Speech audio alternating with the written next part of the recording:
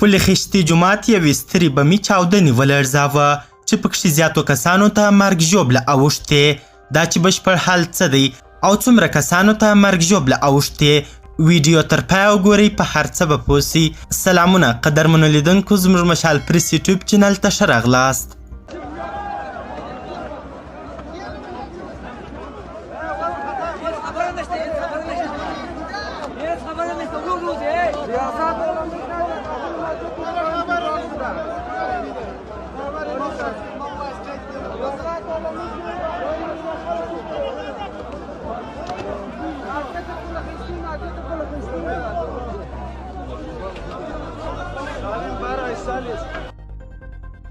د کابل په پل خشتي جومات کې چاودنه سوې ده. د کابل ښار په پل خشتي جومات کې چاودنه سوې چې پکې یو شمېر کسان ژوبل سوي دي.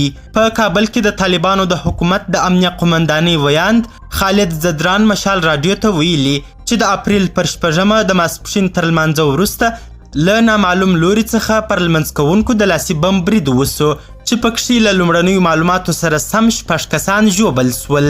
خو د پیښې عیني شاهدان وایي د ژوبلو کسانو شمیر شایي زیات وي. زدران زیاتوي چې د برید په تړاو یې یو مشکوک تن نیولی دی. د حملې مسؤلیت تر اوسه چا نه دی منلی.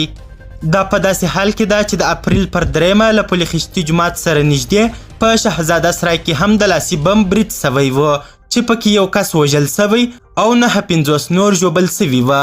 د طالبانو د حکومت چارواکو هغه مهال ویلي وه چې هغه برید یو غل کړی و. په شهزاده سرای کې هم د حملې ذمهواري چا نه ده منلې.